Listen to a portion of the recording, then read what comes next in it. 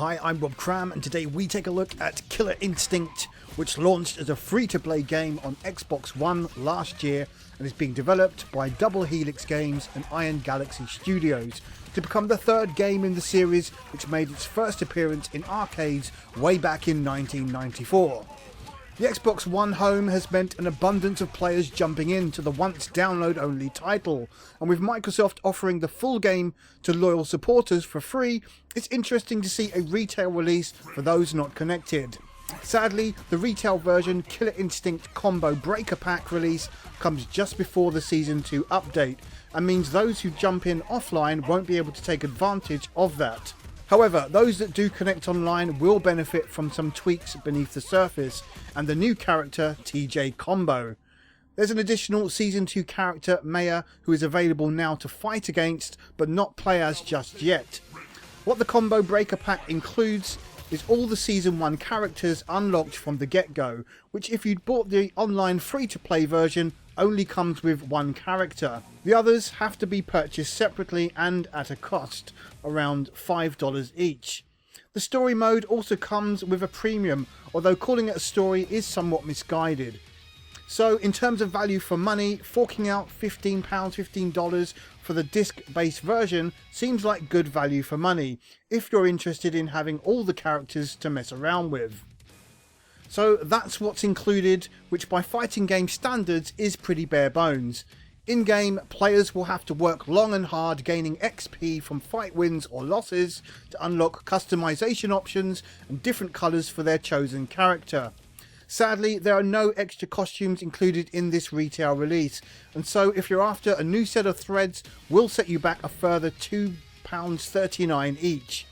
Whilst the small sum might seem paltry and easily affordable for some, when adding costumes for all 8 fighters, it starts adding up considerably. There's an Ultra Edition available, which does include 8 bonus costumes and items, but it all balances out, turning the game into the same pricing as a standard retail game. The biggest problem with Killer Instinct is the fact that its content is severely lacking when paying the uppermost premium for it. As a free-to-play game, there's plenty of excuse for the game to simply not have the wealth of options its fighting game peers present. However, as a retail release, it's simply not offering enough to warrant an essential purchase, unless you're a massive fan, in which case it's decent value for money for all intents and purposes. The core game consists of an arcade mode which sees you fight all the other combatants in sequence, followed by one of 3 ending scenes which are basic images and not worthy of much attention. Then there's a never-ending survival mode against the same 10 characters at random, which tests players' mettle as the difficulty ramps up the further you progress. A standard practice mode is included and a dojo to learn the ropes, which has to be said is one of the most comprehensive of any fighting game. So kudos there for making the more technical aspects of fighting games easily accessible to those willing to learn. And that's it for actual single player gameplay modes.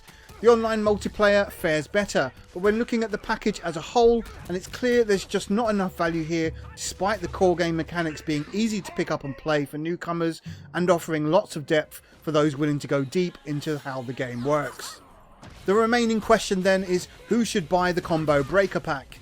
It's most likely if you're already well connected with Xbox One, you can download the free Season 2 version and jump in right away with the solitary character, survival and online versus. However, there's then choice as to whether you want to buy all the other characters, especially if only a couple appeal.